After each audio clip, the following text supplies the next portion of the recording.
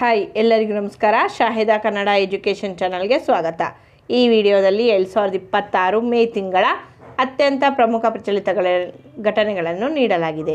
ಈ ಪ್ರಶ್ನೆಗಳು ಮುಂಬರುತ್ತಿರುವ ಸ್ಪರ್ಧಾತ್ಮಕ ಪರೀಕ್ಷೆಗಳಿಗೆ ನಿಮಗೆ ಉಪಯುಕ್ತವಾಗಿವೆ. ಹಾಗಾಗಿ ಈ ವಿಡಿಯೋವನ್ನು ಪೂರ್ತಿಯಾಗಿ ನೋಡಿ. ಪ್ರಶ್ನೆ ಸಂಖ್ಯೆ 1. ಭಾರತದಲ್ಲಿ ಮೊಟ್ಟ ಮೊದಲ ಬಾರಿಗೆ ಕಾರ್ಮಿಕ ದಿನಾಚರಣೆಯನ್ನು ಯಾವಾಗ ಆಚರಿಸಲಾಯಿತು? ಉತ್ತರ ಎ 1923ರಲ್ಲಿ. ಭಾರತದಲ್ಲಿ ಮೊದಲನೇ ಬಾರಿಗೆ 1923ರಲ್ಲಿ labour Kisan party of Hindustan ವತಿಯಿಂದ ಮದ್ರಾಸ್ನಲ್ಲಿ ಆಚರಿಸಲಾಯಿತು. ಅಮೆರಿಕದ ಚಿಕಾಗೋನ ಹೇಮ್ಕೆಟ್ ಹತ್ಯಾಕಾಂಡದ ನೆನಪಿಗಾಗಿ ಆಚರಿಸುತ್ತಾರೆ. ಅಂತಾರಾಷ್ಟ್ರೀಯ ಕಾರ್ಮಿಕ ಸಂಸ್ಥೆಯ ಕೇಂದ್ರ ಕಚೇರಿ ಜೆನೀವಾದಲ್ಲಿದೆ. ಇದು 1919ರಲ್ಲಿ ಸ್ಥಾಪನೆಯಾಗಿದೆ.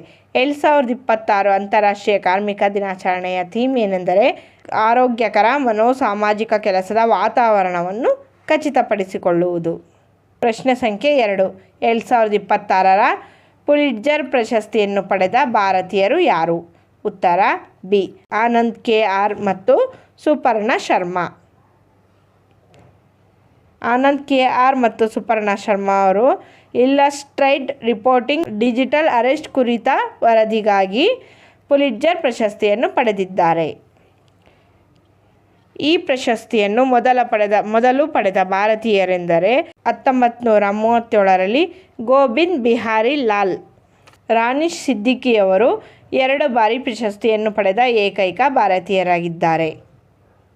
2026ರ ದಿಟ್ಟ ಮಹಿಳೆ ಪ್ರಶಸ್ತಿಯನ್ನು ಜಯಪ್ರಭಾ ಮತ್ತು ಊರ್ವಶಿ ಅವರು ಸಿನಿಮಾ ಸಂಗೀತ ಸಾಧನೆಗಾಗಿ ಪಡೆದಿದ್ದಾರೆ. ಪ್ರಶ್ನೆ ಸಂಖ್ಯೆ 3. ಸಮರ್ಥ ಪಂಚಾಯತ್ ಪೋರ್ಟಲ್ನ ಮುಖ್ಯ ಉದ್ದೇಶವೇನು? ಉತ್ತರ ಸಿ ಗ್ರಾಮ ಪಂಚಾಯಿತಿಗಳ ಹಣಕಾಸು ಮತ್ತು ಆದಾಯ ನಿರ್ವಹಣೆಯನ್ನು ಸುಧಾರಿಸುವುದು. ಇದು ಪಂಚಾಯತ್ ಮಟ್ಟದ ತೆರಿಗೆ ಮತ್ತು ಆದಾಯವನ್ನು ಡಿಜಿಟಲ್ ಆಗಿ ಸಂಗ್ರಹಿಸುವ ವೇದಿಕೆಯಾಗಿದೆ. ಇದು ಸ್ಥಳೀಯ ಕಂದಾಯ ನಿರ್ವಹಣೆಗೆ ಸೀಮಿತವಾಗಿದೆ. ಪ್ರಶ್ನೆ ಸಂಖ್ಯೆ 4. ಇತ್ತೀಚೆಗೆ ಸುದ್ದಿಯಲ್ಲಿರುವ ಮೌಂಟ್ ಡೊಕೊನೊ ಸಕ್ರಿಯ ಜ್ವಾಲಾಮುಖಿ ಯಾವ ದೇಶದಲ್ಲಿದೆ? ಉತ್ತರ ಡಿ ಇಂಡೋನೇಷ್ಯಾ ದೇಶದಲ್ಲಿದೆ. ಇಂಡೋನೇಷ್ಯಾದ ಹಲ್ಮುಹೇರಾ ದ್ವೀಪದಲ್ಲಿ ಮೌಂಟ್ ಡೊಕೊನೊ ಸಕ್ರಿಯ ಜ್ವಾಲಾಮುಖಿ ಕಂಡುಬಂದಿದೆ. ಭಾರತದ ಏಕೈಕ ಸಕ್ರಿಯ ಜ್ವಾಲಾಮುಖಿ ಎಂದರೆ ಬ್ಯಾರೆನ್. ಇದು ಅಂಡಮಾನ್ ದ್ವೀಪದಲ್ಲಿದೆ. ಪ್ರಶ್ನೆ ಸಂಖ್ಯೆ 5. ಬಾಗೋರಿಯಾ ಹಬ್ಬವು ಯಾವ ರಾಜ್ಯದ ಪ್ರಮುಖ ಉತ್ಸವವಾಗಿದೆ? ಉತ್ತರ ಸಿ ಮಧ್ಯಪ್ರದೇಶ ರಾಜ್ಯದ ಪ್ರಮುಖ ಉತ್ಸವವಾಗಿದೆ. ಬಾಗೋರಿಯಾ ಹಬ್ಬವು ಮಧ್ಯಪ್ರದೇಶದ ಬಿಲ್ ಮತ್ತು ಬಿಲಾಲ ಬುಡಕಟ್ಟು ಜನಾಂಗದ ವಿಶೇಷ ಉತ್ಸವವಾಗಿದೆ. ಪ್ರಶ್ನೆ ಸಂಖ್ಯೆ 6. ಸುದ್ದಿಯಲ್ಲಿರುವ ಮಾನಸ್ ಹುಲಿ ಮೀಸಲು ಪ್ರದೇಶ ಯಾವ ರಾಜ್ಯದಲ್ಲಿದೆ? ಉತ್ತರ ಬಿ ಅಸ್ಸಾಂ ರಾಜ್ಯ. ಮಾನಸ್ ಹುಲಿ ಮೀಸಲು ಪ್ರದೇಶವು ಪಿಗ್ಮಿ ಹಾಕ್ಗಳಿಗೆ ಪ್ರಸಿದ್ಧಿಯಾಗಿದೆ. ಇದು ಅಸ್ಸಾಂ ರಾಜ್ಯದಲ್ಲಿದೆ. ಪ್ರಶ್ನೆ ಸಂಖ್ಯೆ 7. ವಿಶ್ವದ ಅತಿ ಚಿಕ್ಕ ಕಾಡು ಬೆಕ್ಕು ತನ್ನ ಮರಿಯೊಂದಿಗೆ ಯಾವ ಪರ್ವತ ಶ್ರೇಣಿಯಲ್ಲಿ ಕಂಡುಬಂದಿದೆ? ಉತ್ತರ ಎ ಆರಾವಳಿ ಪರ್ವತ ಶ್ರೇಣಿ. ಸ್ನೇಹಿತರೆ, ಹರಿಯಾಣದ ಫರೀದಾಬಾದ್ನ ಆರಾವಳಿ ಪರ್ವತ ಶ್ರೇಣಿಯಲ್ಲಿ ವಿಶ್ವದ ಅತಿ ಚಿಕ್ಕ ಕಾಡು ಬೆಕ್ಕು ತನ್ನ ಮರಿಯೊಂದಿಗೆ ಮೊದಲ ಬಾರಿಗೆ ಕಾಣಿಸಿಕೊಂಡಿದೆ.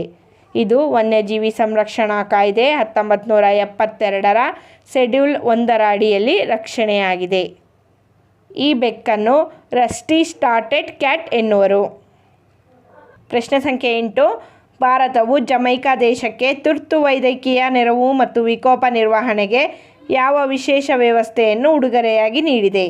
ಉತ್ತರ ಬಿ ಬೀಶ್ ಕ್ಯೂಬ್. ಭಾರತವು ಜಮೈಕಾ ದೇಶಕ್ಕೆ ತುರ್ತು ವೈದ್ಯಕೀಯ ನೆರವು ಮತ್ತು ವಿಕೋಪ ನಿರ್ವಹಣೆಗಾಗಿ ಬೀಶ್ ಕ್ಯೂಬ್ ಎಂಬ ವಿಶೇಷ ವ್ಯವಸ್ಥೆಯನ್ನು ಉಡುಗೊರೆಯಾಗಿ ನೀಡಿದೆ. ತುರ್ತು ಮೊಬೈಲ್ ಆಸ್ಪತ್ರೆ ವ್ಯವಸ್ಥೆಯನ್ನು ಅಭಿವೃದ್ಧಿಪಡಿಸಿದವರು ತಾಂತ್ರಿಕ ಸಹಕಾರ ರಕ್ಷಣಾ ಸಚಿವಾಲಯ. ಪ್ರಶ್ನೆ ಸಂಖ್ಯೆ 9. ಭಾರತದಲ್ಲಿ ಗಾಳಿ ವಿದ್ಯುತ್ ಉತ್ಪಾದನೆಯಲ್ಲಿ ಮುಂಚೂಣಿಯಲ್ಲಿರುವ ರಾಜ್ಯ ಯಾವುದು? ಉತ್ತರ ಸಿ ತಮಿಳುನಾಡು ರಾಜ್ಯ. ಕರ್ನಾಟಕ 3ನೇ ಸ್ಥಾನದಲ್ಲಿದೆ. ಹಾಗೆಯೇ ಚಿತ್ರದುರ್ಗ ಜಿಲ್ಲೆಯು ಗಾಳಿ ವಿದ್ಯುತ್ ಉತ್ಪಾದನೆಯಲ್ಲಿ ಪ್ರಮುಖ ಸ್ಥಾನದಲ್ಲಿದೆ. ವಿಶ್ವದಲ್ಲಿ ಚೀನಾ ದೇಶವು ಗಾಳಿ ವಿದ್ಯುತ್ ಉತ್ಪಾದನೆಯಲ್ಲಿ ಮುಂಚೂಣಿಯಲ್ಲಿದೆ. ಪ್ರಶ್ನೆ ಸಂಖ್ಯೆ 10. ಸುದ್ದಿಯಲ್ಲಿರುವ ತಿಸ್ತಾ ನದಿ ಯಾವ ನದಿಯ ಪ್ರಮುಖ ಉಪನದಿಯಾಗಿದೆ? ಉತ್ತರ ಡಿ ಬ್ರಹ್ಮಪುತ್ರ ನದಿಯ ಉಪನದಿಯಾಗಿದೆ. ಸುದ್ದಿಯಲ್ಲಿರುವ ತಿಸ್ತಾ ನದಿಯು ಬ್ರಹ್ಮಪುತ್ರ ನದಿಯ ಪ್ರಮುಖ ಉಪನದಿಯಾಗಿದೆ. ತಿಸ್ತಾ ನದಿಯು ಸಿಕ್ಕಿಂ ರಾಜ್ಯದ ಸ್ಲೋಸ್ಲಾಮೋ ಸರೋವರದಲ್ಲಿ ಉಗಮಗೊಳ್ಳುತ್ತದೆ. ಬಾಂಗ್ಲಾದೇಶದಲ್ಲಿ ಜಮುನಾ ಎಂದು ಕರೆಯಲ್ಪಡುವ ಬ್ರಹ್ಮಪುತ್ರ ನದಿಗೆ ಸೇರುತ್ತದೆ. ಪ್ರಶ್ನೆ ಸಂಖ್ಯೆ 11. ಭಾರತದ ಉದ್ಯೋಗ ಸಂಬಂಧಿಸಿದಂತೆ ಒತ್ತಡವನ್ನು ಅಳೆಯುವ TAWS-16 ಸಾಧನವನ್ನು ಅಭಿವೃದ್ಧಿಪಡಿಸಿದ ಸಂಸ್ಥೆ ಯಾವುದು? ಉತ್ತರ ಎ ನಿಮ್ಹಾನ್ಸ್, NIMHANS, ನಿಮ್ಹಾನ್ಸ್. ಪ್ರಶ್ನೆ ಸಂಖ್ಯೆ 12. 2026ರ ಕಾಮನ್ವೆಲ್ತ್ ಟೇಬಲ್ ಟೆನ್ನಿಸ್ ಚಾಂಪಿಯನ್ಶಿಪ್ ಯಾವ ನಗರ ಆತಿಥ್ಯ ವಹಿಸಲಿದೆ? ಉತ್ತರ ಸಿ ನವದೆಹಲಿ. ಪ್ರಶ್ನೆ ಸಂಖ್ಯೆ 13. ಸುದ್ದಿಯಲ್ಲಿ ಕಂಡುಬಂದ ಹ್ಯಾಂಟಾ ವೈರಸ್ ಮುಖ್ಯವಾಗಿ ಯಾವ ಪ್ರಾಣಿಯಿಂದ ಮನುಷ್ಯರಿಗೆ ಹರಡುತ್ತದೆ? ಉತ್ತರ ಬಿ ಇಲಿ. ಇದು ಹ್ಯಾಂಟಾ ವೈರಸ್ ಇಲಿಯ ಮಲಮೂತ್ರ ಮತ್ತು ಲಾಲಾಯಿಂದ ಹರಡುತ್ತದೆ. ಇದು ಮೊದಲ ಬಾರಿಗೆ ಅಮೆರಿಕದ ಆಂಟೀಸ್ ಪರ್ವತ ಶ್ರೇಣಿಯಲ್ಲಿ ಗುರುತಿಸಲಾಗಿದೆ. ಪ್ರಶ್ನೆ ಸಂಖ್ಯೆ 14. ಪ್ರಸ್ತುತ ಭಾರತದಲ್ಲಿ ಪ್ರಮುಖ ಬಂದರುಗಳು ಎಷ್ಟಿವೆ? ಉತ್ತರ ಸಿ 14 ಬಂದರುಗಳಿವೆ. 2026ರಲ್ಲಿ ನಿರ್ಮಾಣ ಹಂತದಲ್ಲಿರುವ ಎರಡು ಬಂದರುಗಳೆಂದರೆ ಮೊದಲನೆಯದು ವಧುವನ್ ಬಂದರು ಮಹಾರಾಷ್ಟ್ರದಲ್ಲಿದೆ. ಇದು ಮೆಗಾ ಹಸಿರು ಹೈಡ್ರೋಜನ್ ಬಂದರು ಆಗಿ ಅಭಿವೃದ್ಧಿ ಹೊಂದುತ್ತಿದ್ದು ಪ್ರಪಂಚದ 10 ಪ್ರಮುಖ ಬಂದರುಗಳಲ್ಲಿ ಒಂದಾಗುವ ಗುರಿ ಹೊಂದಿದೆ. ಹಾಗೆಯೇ ಎರಡನೇದು ಗಲಾತಿಯಾ ಬೇ ಬಂದರು. ಇದು ಅಂಡಮಾನ್ ಮತ್ತು ನಿಕೋಬಾರ್ ದ್ವೀಪಗಳಲ್ಲಿದೆ. ಇದು 14ನೇ ಬಂದರು ಮತ್ತು ಅತಿ ದೊಡ್ಡ ಟ್ರಾನ್ಸ್‌ಶಿಪ್‌ಮೆಂಟ್ ಬಂದರು ಆಗಿದೆ. 2025-26 ಸಾಲಿನಲ್ಲಿ ಅತಿ ಹೆಚ್ಚು ಸರಕುಗಳನ್ನು ನಿರ್ವಹಿಸಿದ ಬಂದರಾಗಿದೆ. ದೀನ್ ದಯಾಳ್ ಬಂದರು. ಇದು ಗುಜರಾತ್ ರಾಜ್ಯದಲ್ಲಿದೆ. ಪಾರದೀಪ್ ಬಂದರು. ಇದು 2ನೇ ಸ್ಥಾನ ಪಡೆದಿದೆ. ಒಡಿಶಾ ರಾಜ್ಯದಲ್ಲಿದೆ. ಹಾಗೆಯೇ JNPA ಮುಂಬೈ. ಇದು ಕಂಟೈನರ್ ಸರಕುಗಳ ನಿರ್ವಹಣೆಯಲ್ಲಿ ಮುಂಚೂಣಿಯಲ್ಲಿದೆ. ಪ್ರಶ್ನೆ ಸಂಖ್ಯೆ 15. ವಂದೇ ಮಾತರಂ ಗೀತೆಗೆ ಅವಮಾನ ಮಾಡುವುದನ್ನು ಶಿಕ್ಷಾರ್ಹ ಅಪರಾಧವನ್ನಾಗಿ ಮಾಡಲು ಯಾವ ಕಾಯ್ದೆ ತಿದ್ದುಪಡಿ ಪ್ರಸ್ತಾಪಿಸಲಾಗಿದೆ? ಉತ್ತರ ಸಿ ಭಾರತೀಯ ರಾಷ್ಟ್ರ ಗೌರವಕ್ಕೆ ಅಪಮಾನ ತಡೆ ಕಾಯ್ದೆ 1971. ವಂದೇ ಮಾತರಂ ಗೀತೆಗೆ ಅವಮಾನ ಮಾಡುವುದನ್ನು ಶಿಕ್ಷಾರ್ಹ ಅಪರಾಧವನ್ನಾಗಿ ಮಾಡಲು ಭಾರತೀಯ ರಾಷ್ಟ್ರ ಗೌರವಕ್ಕೆ ಅಪಮಾನ ತಡೆ ಕಾಯ್ದೆ 1971 ತಿದ್ದುಪಡಿ ಮಾಡಲಾಗಿದೆ. ಈ ಕಾಯ್ದೆಯು ಪ್ರಸ್ತುತ 4 ಅಂಶಗಳಿಗೆ ರಕ್ಷಣೆ ನೀಡುತ್ತದೆ: ಭಾರತದ ರಾಷ್ಟ್ರಧ್ವಜ, ರಾಷ್ಟ್ರಗೀತೆ, ಭಾರತದ ಸಂವಿಧಾನ ಮತ್ತು ರಾಷ್ಟ್ರೀಯ ಹಾಡು. ಈ ಕಾಯ್ದೆಯ ಪ್ರಕಾರ ಅಪರಾಧಿಗಳಿಗೆ 3 ವರ್ಷ ಜೈಲು ಶಿಕ್ಷೆ ಅಥವಾ ದಂಡ ಅಥವಾ ಎರಡನ್ನೂ ವಿಧಿಸಬಹುದು. ವಂದೇ ಮಾತರಮನ್ನು 1882ರಲ್ಲಿ ಪ್ರಕಟವಾದ ಬಂಕಿಮಚಂದ್ರರವರ ಆನಂದಮಠ ಎಂಬ ಕಾದಂಬರಿಯಿಂದ ಆಯ್ದುಕೊಳ್ಳಲಾಗಿದೆ. ಪ್ರಶ್ನೆ ಸಂಖ್ಯೆ 16. ತಾರಾ ಎಂಬುದು ಭಾರತದ ಮೊದಲ ಸ್ಥಳೀಯ ಗ್ಲೈಡ್ ಶಸ್ತ್ರಾಸ್ತ್ರ ವ್ಯವಸ್ಥೆಯಾಗಿದ್ದು ಇದನ್ನು ಯಾವ ಸಂಸ್ಥೆ ವಿನ್ಯಾಸಗೊಳಿಸಲಾಗಿದೆ? ಉತ್ತರ ಸಿ DRDO ಸಂಸ್ಥೆ. ತಾರಾ ಎಂಬುದು DRDO ಅಭಿವೃದ್ಧಿಪಡಿಸಿದ ದೀರ್ಘವ್ಯಾಪ್ತಿಯ ನಿಖರ ಮಾರ್ಗದರ್ಶಿ ಗ್ಲೈಡ್ ಬಾಂಬ್ ಆಗಿದೆ. ಇದು ಯುದ್ಧ ವಿಮಾನಗಳನ್ನು ಸುರಕ್ಷಿತ ದೂರದಲ್ಲಿ ಇರಿಸಿಕೊಂಡು ಶತ್ರುಗಳ ಗುರಿಗಳ ಮೇಲೆ ಹೆಚ್ಚಿನ ನಿಖರತೆಯೊಂದಿಗೆ ದಾಳಿ ಮಾಡಲು ಇದನ್ನು ವಿನ್ಯಾಸಗೊಳಿಸಲಾಗಿದೆ. ಪ್ರಶ್ನೆ ಸಂಖ್ಯೆ 17. 2026ರ ಏಷ್ಯನ್ ವೇಟ್ ಲಿಫ್ಟಿಂಗ್ ಚಾಂಪಿಯನ್ ಆತಿಥ್ಯ ವಹಿಸಿದ ಭಾರತದ ನಗರ ಯಾವುದು? ಉತ್ತರ ಬಿ ಗಾಂಧಿನಗರ. ವೇಟ್ ಲಿಫ್ಟಿಂಗ್ ಚಾಂಪಿಯನ್ಶಿಪ್ನಲ್ಲಿ 28 ದೇಶಗಳ 180 ಕ್ರೀಡಾಪಟುಗಳು ಪಾಲ್ಗೊಳ್ಳುತ್ತಾರೆ. ಇವುಗಳಲ್ಲಿ ದೊಡ್ಡ ತಂಡಗಳೆಂದರೆ ಭಾರತ, ಚೀನಾ ಮತ್ತು ಶ್ರೀಲಂಕಾ. ಪ್ರಶ್ನೆ ಸಂಖ್ಯೆ 18.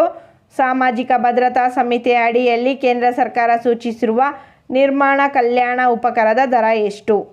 ಉತ್ತರ ಎ 1%. ಇದು ರಾಜ್ಯ ನಿರ್ಮಾಣ ಕಾರ್ಮಿಕ ಕಲ್ಯಾಣ ಮಂಡಳಿಗಳು ಈ ಉಪಕರಣದಿಂದ ಸಂಗ್ರಹಿಸಿದ ಹಣವನ್ನು ನಿರ್ವಹಿಸುತ್ತಾರೆ. ಇದನ್ನು ಸಾಮಾಜಿಕ ಭದ್ರತಾ ಸಂಹಿತೆ 2020ರ ಸೆಕ್ಷನ್ 100/1 ಅಡಿಯಲ್ಲಿ ಅಧಿಸೂಚನೆಯನ್ನು ಹೊರಡಿಸಲಾಗಿದೆ. ಪ್ರಶ್ನೆ ಸಂಖ್ಯೆ 19. 2026ರ ವಿಶ್ವ ಪತ್ರಿಕಾ ಸ್ವಾತಂತ್ರ್ಯ ಸೂಚ್ಯಾಂಕದಲ್ಲಿ ಭಾರತದ ಸ್ಥಾನ ಎಷ್ಟು? ಉತ್ತರ ಬಿ 157ನೇ ಸ್ಥಾನ. 2026ರ ಥೀಮ್ ಶಾಂತಿಯುತ ಭವಿಷ್ಯವನ್ನು ನಿರ್ಮಿಸುವುದು. ಮೇ 8ರಂದು ಹೆನ್ರಿ ಡೊನಾಲ್ಡ್ ರವರ ಜನ್ಮ ವಾರ್ಷಿಕೋತ್ಸವದ ದಿನವನ್ನು ವಿಶ್ವ ರೆಡ್ ಕ್ರಾಸ್ ಮತ್ತು ವಿಶ್ವ ಕ್ರೆಸೆಂಟ್ ದಿನವನ್ನಾಗಿ ಆಚರಿಸುತ್ತದೆ. ಈ ವರ್ಷದ ಥೀಮ್ ಏನೆಂದರೆ ಮಾನವೀಯತೆಯನ್ನು ಜೀವಂತವಾಗಿರಿಸುವುದು. ಪ್ರಶ್ನೆ ಸಂಖ್ಯೆ 20. 2026ರ ವಿಶ್ವ ಆರ್ಥಿಕ ಸ್ಥಿರತೆಯ ರಾಷ್ಟ್ರಗಳ ಪಟ್ಟಿಯಲ್ಲಿ ಭಾರತ ಎಷ್ಟನೇ ಸ್ಥಾನದಲ್ಲಿದೆ? ಉತ್ತರ ಸಿ 47ನೇ ಸ್ಥಾನದಲ್ಲಿದೆ. ಭಾರತ 5ನೇ ದೊಡ್ಡ ಆರ್ಥಿಕ ಶಕ್ತಿ ಹೊಂದಿದರೂ ಆರ್ಥಿಕ ಸ್ಥಿರತೆಯಲ್ಲಿ 47ನೇ ಸ್ಥಾನದಲ್ಲಿದೆ. ಈ ಪಟ್ಟಿಯಲ್ಲಿ UAE ಪ್ರಥಮ ಸ್ಥಾನದಲ್ಲಿದೆ, ಸ್ವಿಟ್ಜರ್ಲ್ಯಾಂಡ್ 2ನೇ ಸ್ಥಾನ ಹಾಗೂ 13ನೇ ಸ್ಥಾನದಲ್ಲಿ ಅಮೇರಿಕ ಇದೆ. ಪ್ರಶ್ನೆ ಸಂಖ್ಯೆ 21. ಭಾರತೀಯ ರಿಸರ್ವ್ ಬ್ಯಾಂಕ್ನ ನೂತನ ಉಪ ಗವರ್ನರ್ ಯಾರು? ಉತ್ತರ ಡಿ ರೋಹಿತ್ ಕುಮಾರ್ ಜೈನ್. ಹಾಗೆಯೇ NS ರಾಜಾ ಸುಬ್ರಮಣಿ ಭಾರತದ ನೂತನ CDS ಅಧಿಕಾರಿಯಾಗಿದ್ದಾರೆ. ಅಶೋಕ್ ಕುಮಾರ್ ಲಹಿರಿ ಅವರು ನೀತಿ ಆಯೋಗದ ನೂತನ ಉಪಾಧ್ಯಕ್ಷರಾಗಿದ್ದಾರೆ. ಡಾಕ್ಟರ್ R ಬಾಲಸುಬ್ರಮಣ್ಯಂ ಇವರು ನೀತಿ ಆಯೋಗದ ಪೂರ್ಣಾವಧಿ ಸದಸ್ಯರಾಗಿದ್ದಾರೆ. G ಸತ್ಯವತಿ ಇವರು ಕರ್ನಾಟಕದ ನೂತನ ಮುಖ್ಯ ಮಾಹಿತಿ ಆಯುಕ್ತರಾಗಿ ನೇಮಕವಾಗಿದ್ದಾರೆ. ಪ್ರಶ್ನೆ ಸಂಖ್ಯೆ 22. ಭಾರತ ಮತ್ತು ವಿಯೆಟ್ನಾಂ 2030ರ ವೇಳೆಗೆ ಎಷ್ಟು ಬಿಲಿಯನ್ ಅಮೆರಿಕನ್ ಡಾಲರ್ ವ್ಯಾಪಾರದ ಗುರಿಯನ್ನು ನಿಗದಿಪಡಿಸಿದೆ? ಉತ್ತರ ಎ 25 ಬಿಲಿಯನ್. ಪ್ರಶ್ನೆ ಸಂಖ್ಯೆ 23. ಪುದುಚೇರಿಯ ನೂತನ ಮುಖ್ಯಮಂತ್ರಿಯಾಗಿ ಯಾರು ಆಯ್ಕೆಯಾಗಿದ್ದಾರೆ? ಉತ್ತರ ಬಿ ಎನ್ ರಂಗಸ್ವಾಮಿ ಇವರು ಪುದುಚೇರಿಯ ನೂತನ ಮುಖ್ಯಮಂತ್ರಿಯಾಗಿ ಆಯ್ಕೆಯಾಗಿದ್ದಾರೆ. ಸುವೇಂದು ಅವರು ಪಶ್ಚಿಮ ಬಂಗಾಳದ ಮುಖ್ಯಮಂತ್ರಿಯಾಗಿದ್ದಾರೆ.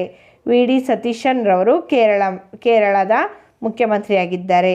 ವಿಜಯ್ ದಳಪತಿ ಅವರು ತಮಿಳುನಾಡಿನ ಮುಖ್ಯಮಂತ್ರಿಯಾಗಿ ಆಯ್ಕೆಯಾಗಿದ್ದಾರೆ. ಪ್ರಶ್ನೆ ಸಂಖ್ಯೆ 24. ಭಾರತದಲ್ಲಿ ಸಂಪೂರ್ಣ ಪೇಪರ್ಲೆಸ್ ನ್ಯಾಯಾಲಯ ವ್ಯವಸ್ಥೆಯನ್ನು ಹೊಂದಿದ ಮೊದಲ ರಾಜ್ಯ ಯಾವುದು? ಉತ್ತರ ಸಿ ಸಿಕ್ಕಿಂ ರಾಜ್ಯ. ಪ್ರಶ್ನೆ ಸಂಖ್ಯೆ 25. ಉತ್ತರಾಖಂಡ್, ಗೋವಾ ಮತ್ತು ಗುಜರಾತ್ನ ನಂತರ UCC ಜಾರಿಗೆ ತಂದ 4ನೇ ರಾಜ್ಯ ಯಾವುದು? ಉತ್ತರ ಡಿ ಅಸ್ಸಾಂ ರಾಜ್ಯ. UCC ಜಾರಿಗೆ ತಂದ ಮೊದಲ ರಾಜ್ಯ ಯಾವುದೆಂದು ಕಾಮೆಂಟ್ ಮಾಡಿ ತಿಳಿಸಿ ಫ್ರೆಂಡ್. ಹಾಗೆಯೇ ಇನ್ನೂ ಹೆಚ್ಚಿನ ಪ್ರಶ್ನೋತ್ತರಗಳಿಗೆ ನಮ್ಮ ಚಾನಲನ್ನು ಸಬ್ಸ್ಕ್ರೈಬ್ ಮಾಡಿ ಮತ್ತು ಬೆಲ್ ಐಕನ್ ಪ್ರೆಸ್ ಮಾಡಿ, ಲೈಕ್ ಮಾಡಿ, ಶೇರ್ ಮಾಡಿ. ಧನ್ಯವಾದಗಳು.